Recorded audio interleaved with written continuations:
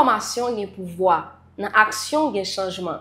Ou bay so genyen, ou fait ça connaît. Lisa et tout le monde, bienvenue dans le 5e épisode podcast là, dans la 2e saison et du politique. Et du politique, c'est un podcast qui rentre la caille pour aider comprendre le phénomène politique yo pi bien.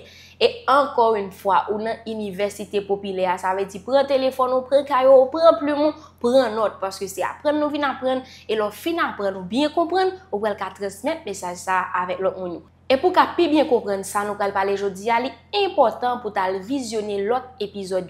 Sorti depuis la première saison, arrivé dans l'épisode dans la 2e saison. Aujourd'hui, nous avons un invité spécial ensemble avec nous. Moi, je dis spécial parce que moi-même, je suis tellement dynamique, ça. Des fois, on a regardé mon nom côté, après ça, je viens sur le plateau avant. Bon, ça, je suis content. Et aujourd'hui, c'est ancien professeur de géopolitique à l'université, qui est ensemble avec nous sur le plateau, qui va parler d'un bel sujet. Côté nous allons regarder Haïti comme un espace géostratégique, comment nous-mêmes nous arrivons à profiter de toute dynamique internationale. Ça. Nous avons avec nous sur le plateau le docteur Nicolas Jean-Pierre. Bonsoir, professeur. Bonsoir, Sophie. Et bonsoir, internautes. C'est un plaisir pour moi avec vous pour nous parler d'un sujet extrêmement intéressant, côté que pour certains monde, Haïti va voir rien, Haïti va gagner et que Haïti va mériter sacrifice. Mais nous avons bien compris que Haïti a permis à gagner des bagailles qui est extrêmement important là-dedans, qui toujours mérité sacrifice, qui toujours mérité pour le monde faire effort pour lui pour conserver. Exactement. Et moi, je pense que c'est pas une plus belle introduction côté qu'a fait que ça par rapport avec le sujet. Parce qu'il y a une raison qui fait aujourd'hui à nous obliger à faire une campagne de sensibilisation sur l'éducation civique. C'est par rapport avec un délaissement qu'a dit de patriotisme qui est dans le pays. Genre tout le monde pas ouais tête là, yo pas remen côté yo ya, mais justement qui sorti de manque de connaissances. Et c'est peut-être ça nous-mêmes nous là pour essayer de parler avec eux. Donc d'entrée de jeu, nous allons essayer de comprendre avant nous arriver sur Haïti, concept géopolitique là. Tout le temps, il a parlé de ça, mais qui j'en moun yo arrivé à comprendre dans l'université populaire? Bon, son concept qui a une définition solide. Okay. Mais définition normale, définition basique là, son définition étymologique, qui c'est géos, terre, qui est défini comme espace également, et puis politique, qui, selon Maurice Duverger, qui est capable science de gouvernement, ou bien l'art de gouverner, ou du moins science du pouvoir tout court. Donc la géopolitique serait, en fin de compte, les données de l'espace, c'est-à-dire la quête des données de l'espace au profit de l'exercice du pouvoir politique. Mais surtout avec Gélène qui a inventé ce mot, lui il a dit que c'est science de l'État comme entité spatiale. Okay. C'est-à-dire c'est une discipline qui cherche à comprendre l'État dans sa dynamique spatiale, ça veut dire dans son environnement international, dans l'espace-temps. Il faut employer un concept comme on dit, c'est université populaire.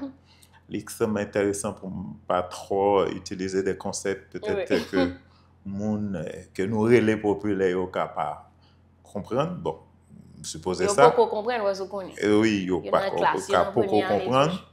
Donc, nous avons dit que c'est science de l'État comme entité spatiale parce que il y a une définition, il y en a 3 éléments matériels qui définissent l'État.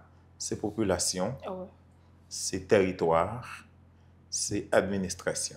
Ça veut dire que la géopolitique cherche à comprendre l'État dans ses relations avec d'autres entités spatiales. Okay.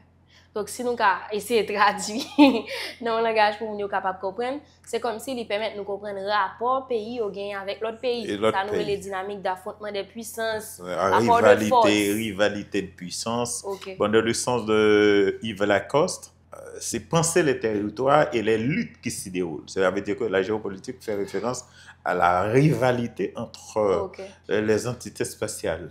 Mais c'est comme si on a dit, politique là lui-même, il garde des rivalités de manière interne, dynamique qui gagne Mounio, Yonakio, comment ils vont affronter l'autre, et puis géopolitique là fait avec l'autre pays. Oui, géopolitique lui-même, il fait.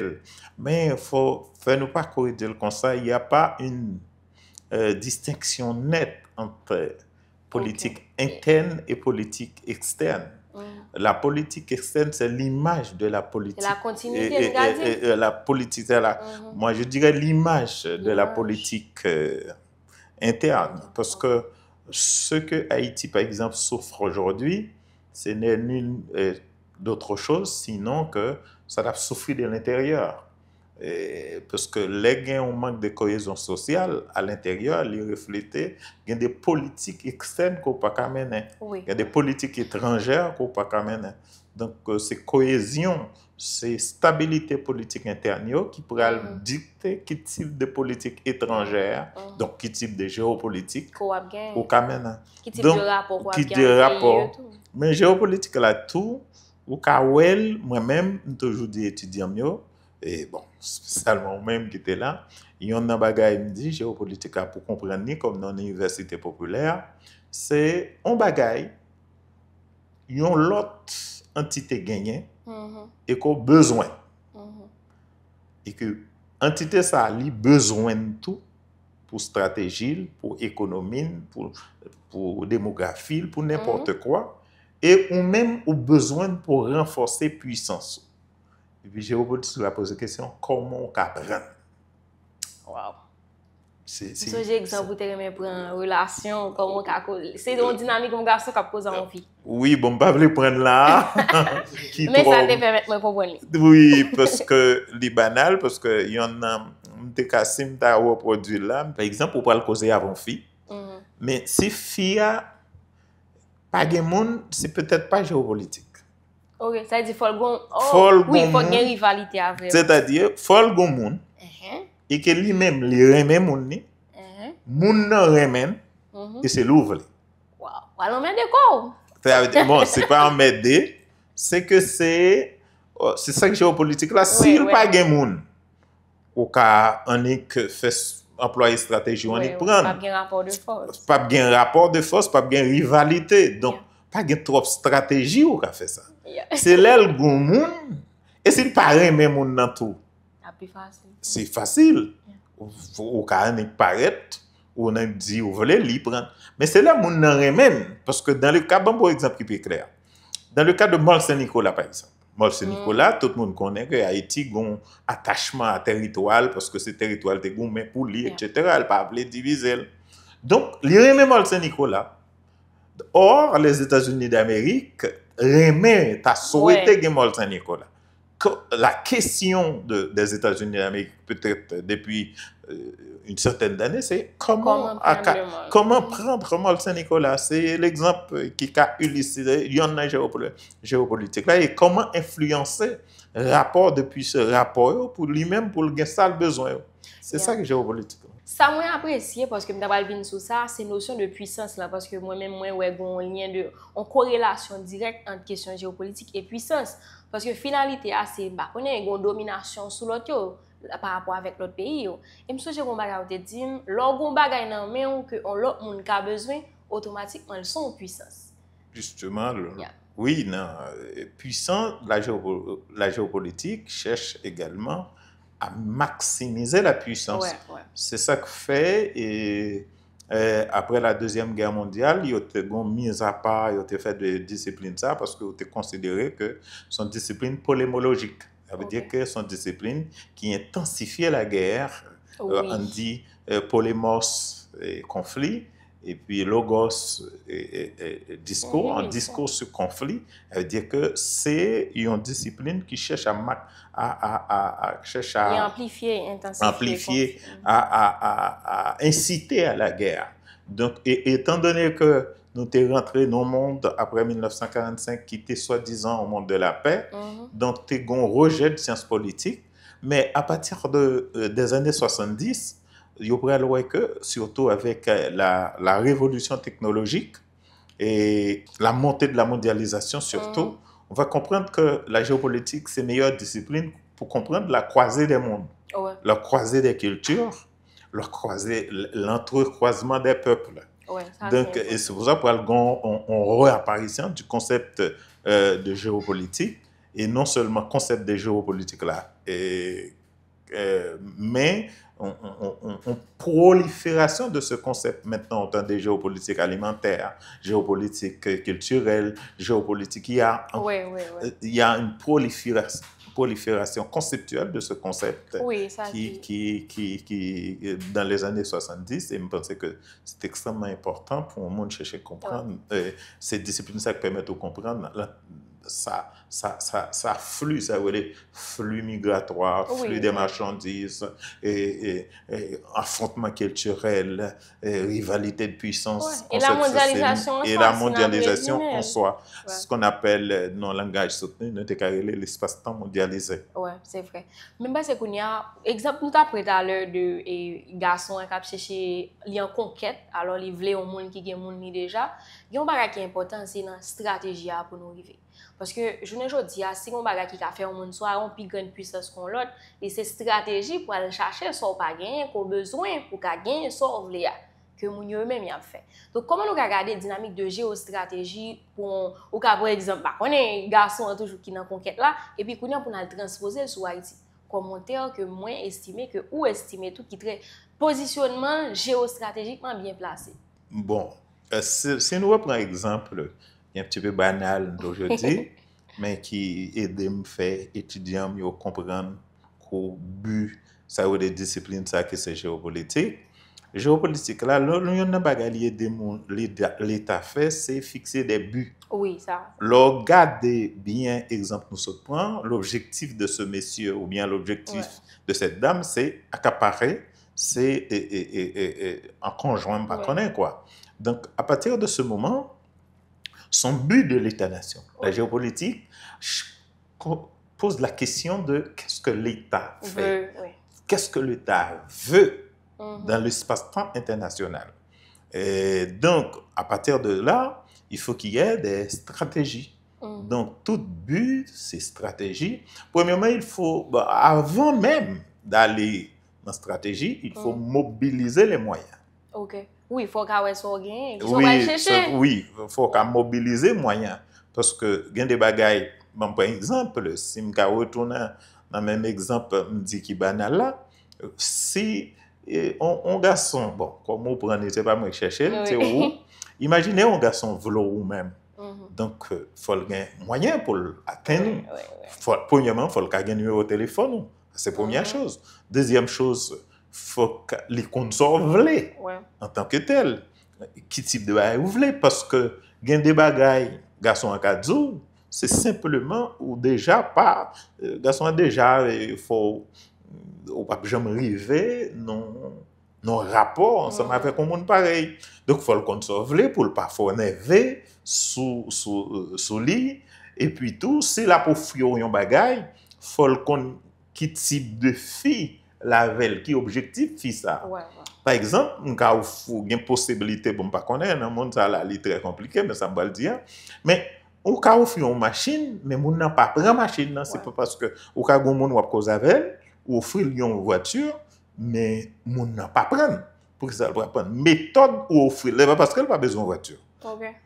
Imaginez qu'on a un maman, ou un papa, ou un frère, ou une soeur, et puis personne ne peut connaître si on même, ou tu as vu dans une voiture dans la caille là, et puis ou croisez avec un monde dans la rue, sans pas connaître, et puis le jour, ou vient dans une machine. Donc, pas une personne qui connaît. L'autre dit qu'il y a un qui baoule, bon, il va même faire idée de mon nom. Donc, ou pas. Ou il y a une possibilité, je dis bien, il y a une possibilité pour pas recevoir une machine pareille. Mais, si on connaît mon nom, si mon nom est familiarisé avec, il dit commence à sensibiliser sur, pas qu'à vous, il y a trop de bagages à faire, ou bagages à faire, tout jour, non, là, Delma 79, ou Delma, tout partout. Donc, mon nom commence à sensibiliser, les amis commencent à voir que, mais tel monde qui dit ça, les amis commencent à dire, Sophie, pourquoi ils n'ont pas pris machine? marche à pied, avec blocus, ou t'es qu'à faire parcours, yo, puis bien. Qu'on y a négocier ça. Ouais. Ou qu'à négocier ça, ça veut dire qu'il faut qu'il y ait une stratégie. Bon, c'est la même chose pour un pays. Si vous voulez un bagage de l'autre pays, faut qu'on ait qui ça pays a offrir, qui ça a demandé, qui ça a négocier ensemble avec le pays. Par exemple, pour Haïti, si la fonds géopolitique les besoins bagaille, il y a des bagailles qui connaît que il pas carrément des États-Unis d'Amérique, sont l'autre pays qui dans zone pour le demander. OK. Il y a des types de négociations qu'a mené, il faut qu'on État ou le négocier ensemble avec là. Je pense que tout ça a compté parce que la géopolitique est avant tout à la connaissance de l'histoire de ce pays. Pour établir un type de géopolitique avec un pays, il faut au moins connaître son histoire et au moins salver tout. C'est important, oui, nous allons tourner sur lui, mais moi-même, je suis toujours intrigué avec la géopolitique. Et où ça dit tout à l'heure, c'est que l'intensifier la guerre. Parce que c'est comme si je comprends, c'est une science qui légitime le fait qu'il y ait une oppression de un pays sur l'autre. Donc c'est comme si selon cette science, on a dit, c'est normal pour un pays qui apprend tout pour eux, et puis il y a des pays qui ne sont pas jamais et même laisser eux qui ont des ressources naturelles. Bon, moi-même, dans la thèse doctorale, la thèse doctorale, je fais différence entre deux géopolitiques. Et c'est ça, les géopolitiques impériales. Voilà. C'est-à-dire la géopolitique qui cherche à accaparer et les ressources mondiales à tout prix. Oui. À tout prix. Et il y a ce qu'on appelle, il y a l'autre, la géopolitique de subsistance.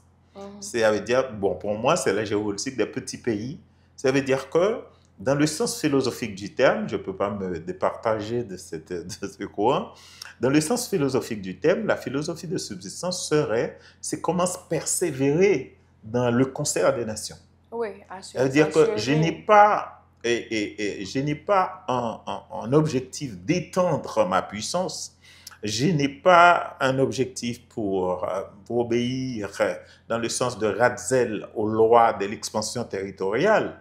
C'est pas ça. Donc, mon objectif, c'est non seulement comment vivre le monde, comment habiter le monde, comment cohabiter avec le monde. Donc, c'est ça la question. À ce moment-là, la géopolitique là, pas un objectif intrinsèque puis d'étendre cet tentacule sur le monde, mais plutôt c'est comment vivre avec le monde. Mais pas seulement cette distinction. La géopolitique a cette mission quand même de vivre avec le monde. Comment vivre avec le monde? Comment négocier avec le monde? Surtout avec des espaces souverains. Comment vivre avec des espaces cloisonnés, des espaces souverains. C'est peut-être l'un des problèmes posés par la géopolitique. Nous avons essayé de transposer ça dans le cadre d'une société. Par exemple, où la ou un petit ou un madame ou vivre, mais il faut qu'on connaisse ou des autres familles pour avoir une interaction avec eux. Donc, c'est le principe de la communauté internationale. Donc, c'est tout à fait normal pour comprendre comment pour vivre avec des gens qui sont tous indépendants l'un de l'autre. Justement, il y a une problématique de la géopolitique, d'ailleurs, c'est comment coopérer avec des espaces souverains. Et justement, la question que nous prenons tout à l'heure, c'est là. Par exemple, fille ou un garçon, justement, les ménages les remènent, ou bien mari le remène, ou bien vice-versa, les vins transformés, c'est l'exemple où on fait vin sur ça, vins transformés fille en espace souverain. Cela veut dire que, c'est un espace souverain, ça, on voulait rentrer. Donc, bon gens pour rentrer. Donc, c'est ça, il y a beaucoup de choses et il y a beaucoup de stratégies. En tout cas, on a gardé des stratégies, on va peut-être dans l'autre occasion, parce que nous allons rentrer dans Haïti. Nous faisons Haïti à souffrir à cause de ça. Mais on nous parle de Haïti, ok? Comme tel ça, que, entre guillemets, on dit Christophe Colomb a cherché épices, il tombé là. Donc, par rapport avec tout tracé ça qui était gagné dans l'histoire, comment Haïti lui-même bon côté parler en puissance ou bien comment qui puissance que li gagne parce que là me dit comment le en puissance gagne puis le monde qui tout mettre dans tête m'a parlé d'une grande puissance dans le sens impérial du terme alors que nous ou même nous comprenons géopolitique là que c'est on bagage que me la carrément de l'autre mon besoin qui mettait ma possibilité pour me négocier avant on nous situer Haïti dans tout ça. Bon, Haïti c'est premièrement son terre qui ont tradition de richesse. OK. Son terre qui ont tradition de richesse.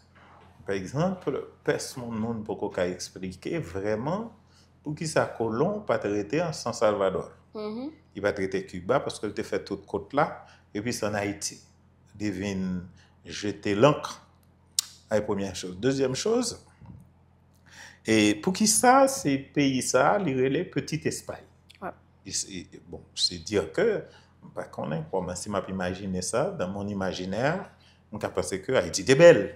Elle paraît, elle était belle parce que l'aile de fin rivé, elle était tourner collé là le Cuba ou bien là le San Salvador, il tournait. Mais pour qui ça, c'est là jeter l'encre.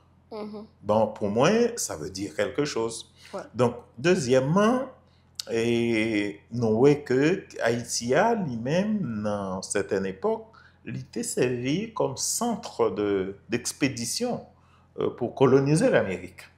Centre d'expédition, est-ce que c'est dans le thème Heartland?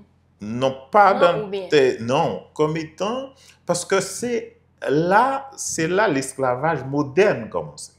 Ok, oui, mais j'en dis, hein, ça veut dire que tout est ça, c'est là commence l'esclavage là. Non, parce que le problème c'est que c'est pas l'esclavage là en tant que tel, c'est que dans le premier moment il y a eu un conflit entre Indiens et bon, ça m'a carrelé dans le sens de Samuel Huntington, le choc des civilisations. Et côté Kaonabo lui-même pas d'accord, il y a quelques petits problèmes dans l'île là. Il y a un problème entre le cacique Marien et le cacique Maguana pour une déesse mère qui est Yerma. Donc, Kaonabo a besoin, et selon la recherche que je fais, Kaonabo a besoin de déesse. Et ce qui a passé, c'est que Guacanagari, lui-même qui était dans Marien Port de Paix, il était gagné, les étrangers venus, il était fait coalition avec les étrangers pour le Ouest, il était battre Kaonabo pour le prendre DS mère ça. Malheureusement pour lui, Kaonabo envahi, il tué, il brisé, fort de nativité et puis nous connaissons tout le reste. Ce qui est intéressant dans ça, c'est que le fait que c'est la colonisation a commencé, donc colonie et toute l'autre expédition, c'est là où prend forme. Okay. Colonisation Cuba, après Cuba et Mexique, après pour étendre sur toute l'Amérique, l'Amérique latine surtout.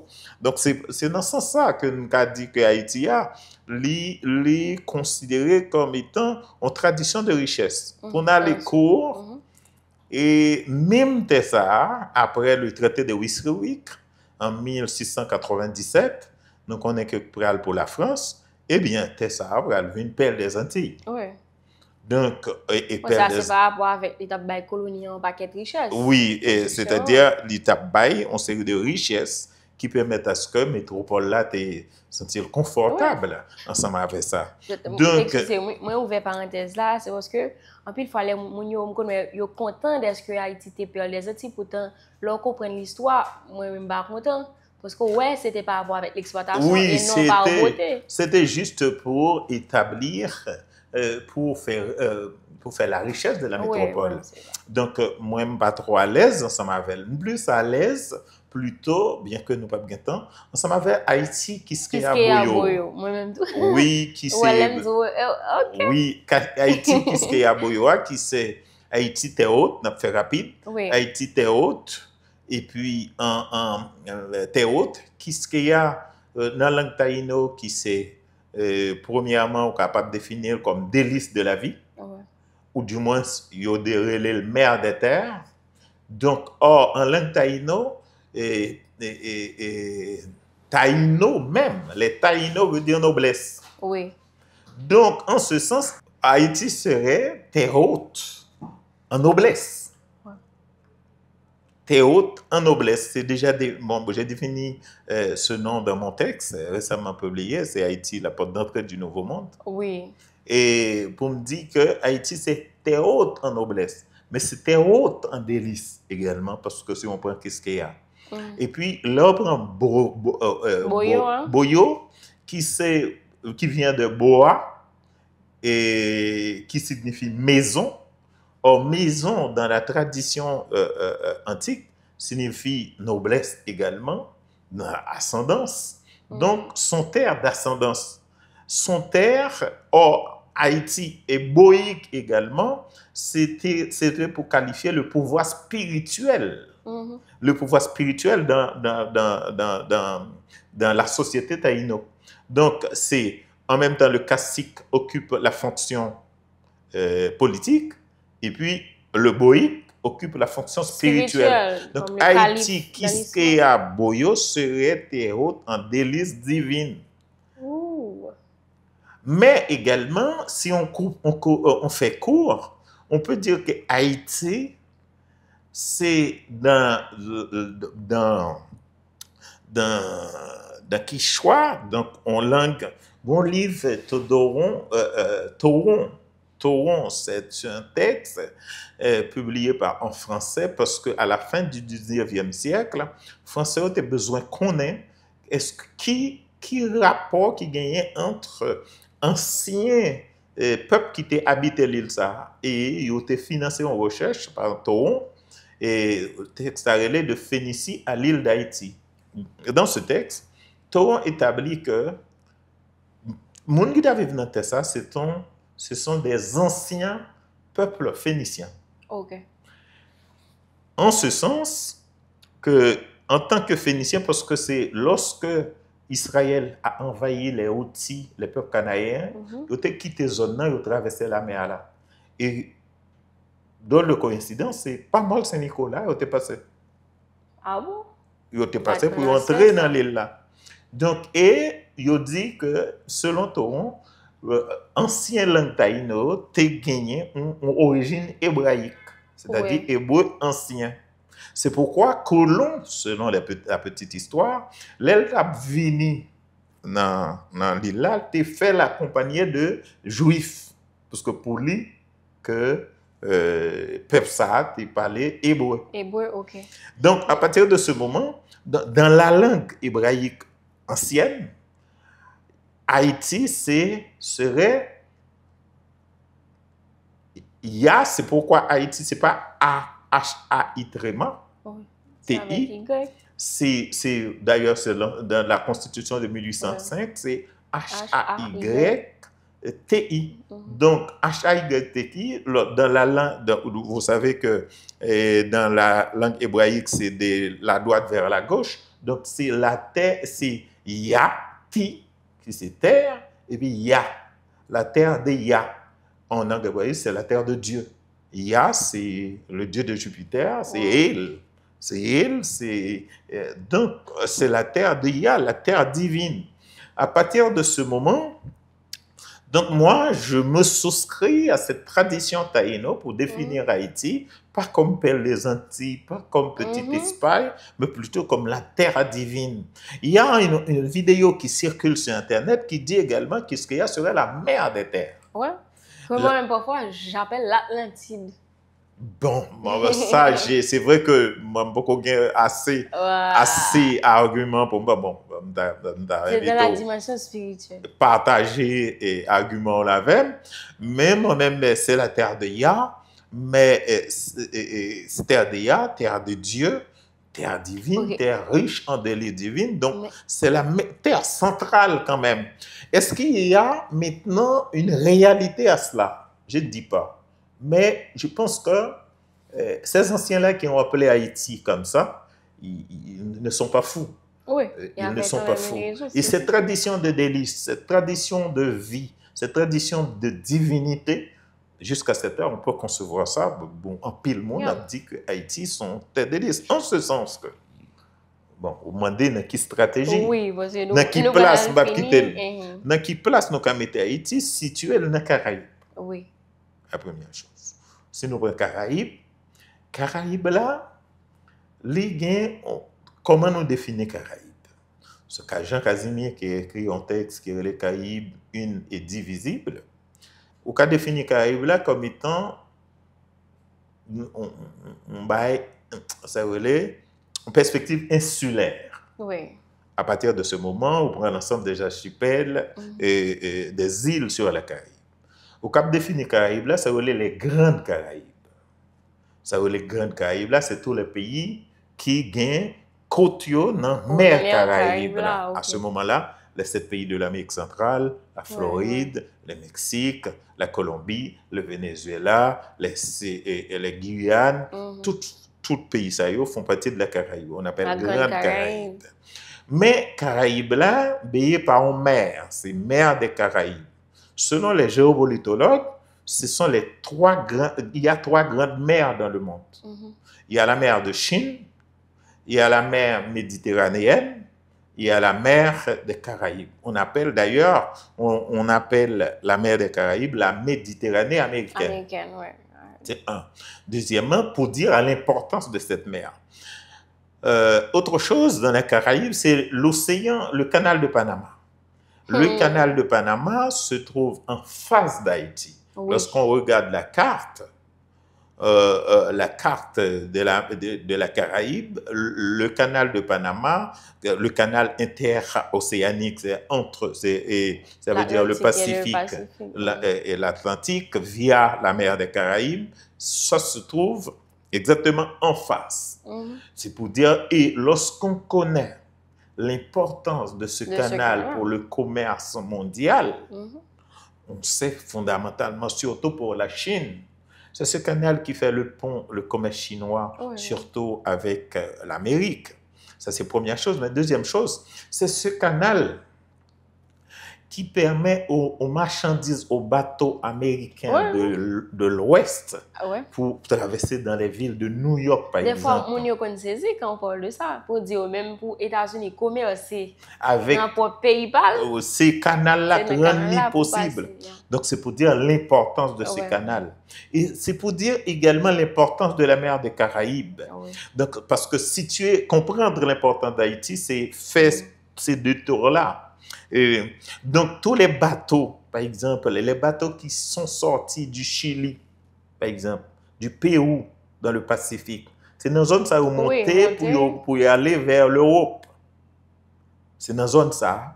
Grâce à un canal, il y a le canal du vent, qui c'est entre Haïti et Cuba. Ça mesure pas beaucoup, 90 km. Donc, c'est pour dire que Haïti, c'est entre la mer c'est presque au milieu de la mer des Caraïbes, borné par l'océan Atlantique. Donc, voilà l'importance, il y en a importance d'Haïti. Donc, aucune puissance, étant donné que États-Unis s'approprier de cette mer comme étant le gardien du continent entier. Du continent, par exemple, si nous prenons la théorie de Mahan, la théorie de l'île continent de Mahan, que nous n'avons pas gagné de temps pour nous exposer là, n'après que Haïtien, il est situé exactement là, et Mahan était même conseillé l'élite américaine depuis le veut grande puissance, elle dominer la Caraïbe. Donc, à partir de ce moment, Haïti serait dans le sens de Mackinder, dans le pivot géographique de l'Amérique. Situé dans le pivot géographique de l'Amérique, c'est-à-dire dans la mer Caraïbe. Mais sans compter l'autre richesse que Haïti gagne, que yo dit gagne que moi je ne vais pas faire recherche sur yo, mais je pense que c'est extrêmement important pour dire que Haïti a une importance stratégique extrêmement intéressante pour l'Amérique. Et c'est ça que fait, si vous comprenez géopolitique, on terre comme ça, c'est une terre à contrôler. On terre comme ça, on a toujours des rivalités de pouvoir qui fait pour capable de joindre ça que eux-mêmes ont besoin. Certainement, parce que Caraïbes, d'ailleurs, One Bosch, dans un texte, appelle Caraïbes la terre frontière, la frontière impériale. Pourquoi? Parce que presque toutes les grandes puissances aimeraient avoir un pied dans la Caraïbe. Parce que si on définit la Caraïbe en fonction des grandes puissances, on va voir il y a la Caraïbe anglaise, il y a la Caraïbe française, Ouais. il y a la Caraïbe américaine, il y a la Caraïbe espagnole, c'est-à-dire toutes les puissances ont leur petit droit ici. Oui, leur Et empreinte. les grandes puissances qui se sont émergées dans d'autres circonstances Quelque part, c'est veulent grâce. avoir, par exemple la Chine, aimerait bien avoir un point dans les Caraïbes. D'ailleurs, nous songeons que Mont Saint-Nicolas n'a pas seulement demandé par les États-Unis d'Amérique, il est demandé par l'Allemagne. Ouais. Donc, pour faire une station de charbon. Et pas qu'on ait quoi, pour qu'on gagne velléité de la Chine, mais lorsqu'on voit ce qu'on appelle ça la Chine veut faire dans le monde là, ça t'a étonné pour le pas gagner un petit pied, un petit portion de la Caraïbe. C'est pour dire que l'importance de la Caraïbe et l'importance d'Haïti également de la Caraïbe. Haïti, pas qu'on ait quoi, c'est au gain temps. Non, nous presque fini, mais on a toujours bali comme dernier point qui c'est comment nous avons profité de la mondialisation en tenant compte de tout ça que nous avons là, on a parlé. Bon, on prend ça que mondialisation. Il faut dire ça, c'est que mondialisation, c'est peut-être la transcendance des frontières. Oui. C'est la première chose. Transformer l'espace-temps. Oui, transcendance des frontières. Ça veut dire que dans le sens marxiste, c'est la délocalisation de frontières. Oui. Donc, c'est un flux migratoire, accompagné d'un flux migratoire, un flux économique, un flux culturel, etc. Donc, comment Haïti est capable lui-même profiter de l'espace allié? Bon, je pense que, premièrement, il faut capitaliser sur le symbole. Oui. Haïti n'est pas seulement important stratégiquement, il est important symboliquement. Oui. Parce que Haïti, c'est le premier pays dans lequel on a établi l'esclavage moderne, mais c'est également le premier pays dans lequel on a mis fin à cet esclavage. Ça, c'est la première chose. Première chose. Donc, je pense que Haïti peut miser sur sa culture, suspendre, créer, dit que ils ont colonisé nous, nous ne pouvons pas tourner derrière. Ils ont colonisé nous net. Et celles qui fait, que peut-on faire des vestiges de la colonisation? Ouais. Par exemple, on peut se demander, que peut faire avec la croix de colon? Que peut faire avec les débris de la nativité, par exemple? Bon, je pense qu'un musée sur de l'esclavage moderne à Mont Saint-Nicolas, avec certaines infrastructures, serait extrêmement intéressant. Autre thème que nous avons dit, que Haïti est capable de miser sur le tourisme. Oui. Parce que... Si nous avons un symbole là, nous avons une histoire, nous avons un climat. Haïti est capable de miser parce que presque tous les pays de la Caraïbe servent à touristes pour développer tête parce que nous avons la mer, nous avons un littoral extrêmement intéressant. Haïti, c'est un pays dans l'Amérique, on dit bien. Dans l'Amérique, qui quitte Merli, c'est ça nous a fait devant nous. Nous avons dit là pour me dire. Donc, finalement, je pensais que Haïti a un peu le bagage tiré de sa position stratégique. Nous n'avons pas de temps pour une fin exposée là. Et Haïti, c'est le pays le plus fortifié de la Caraïbe. Donc, imaginez que un programme de réaménagement des sites historiques en Haïti pour offrir aux visiteurs sa capacité. C'est des projets comme ça que les jeunes eux-mêmes doivent tendre pour décider de lancer, pour comprendre, pour jeter tête à l'eau, pour dire bon, nous avons 200 ans, on a dit que Haïti a été colonisé, nous avons 200 ans, on a plein de tout ça qui arrivait, mais qu'est-ce qu'on a fait avec ça? Comment nous utiliser passé ça pour nous venir glorieux, Jean-Mounio dit, non seulement en histoire, en symbole, en culture, et tout l'autre bagage qui fait de nous monde que nous sommes. Parce que moi, je dis ça beaucoup avec Macandal, il y a une vision de Haïti qui, comme si, permettre que nous transcender nous dans un peuple que même nous-mêmes nous ne connaissons pas que nous. Parce que même là où de ça, taïno, ça fait des années depuis pas là, mais esprit ça a toujours été dans nous, et spiritualité ça a yo traversé. Sous ta un dernier aspect ou un dernier point qu'on t'a dit pour ce sujet là, c'est Haïti et la mondialisation, on va résumer comme ça, c'est qui ça t'a dit. Bon, bien que nous pas trop fait sujet en tant que tel, Mais seulement nous avons dit que nous ne pas trop internaliser nos sujets, nous sommes plus dans la géopolitique. Oui, qui est nécessaire. Oui, mais ça me dit qu'il y a une question pour Haïti qui a posé tête. Si elle voulait jouer un rôle dans la mondialisation, c'est comment sortir du déterminisme colonial. Et qui ça, on va dire mieux de ça rapidement, voilà, déterminisme colonial. Le déterminisme colonial, c'est dire que tout ce que nous vivons comme drame est à mettre sur le compte du colonialisme ou du colon. Ah, ok. C'est-à-dire ça nous détermine. Ok, donc il faut commencer à assumer ses actions. Il faut dépasser le déterminisme colonial pour nous assumer nous-mêmes et pour prendre notre destin en main finalement et donner une autre orientation à notre existence. Parce que le colonialisme, c'est déjà là. C'est comment sortir. Wow. Franchement, merci professeur Nicolas. Et réalité tangible et claire devant nous. Nous pas arrêter croiser bras, regarder et puis voir roche sous là pendant que roche là c'est sous nous t'a supposé tomber en vent parce que nous c'est premiers responsables. Toute bagaille ça parce que nous avons une possibilité pour nous travailler, faire des changements que nous-mêmes nous pas jamais fait. Et nous avons un moment historique dans la mondialisation côté monde l'entour apparaît pour une sorte de changement. Et Haïti dans le changement ça qui côté la positionnel. Donc c'est moment pour nous mêmes jeunes nous comprendre phénomène yo Jean professeur la t'a expliquer et pour nous décider participer côté n'a porter bagaille à l'interne et qui va refléter image nous à l'externe selon la conception de la géopolitique. Merci professeur Nicolas, merci parce que tu es passé avec nous. À un autre épisode.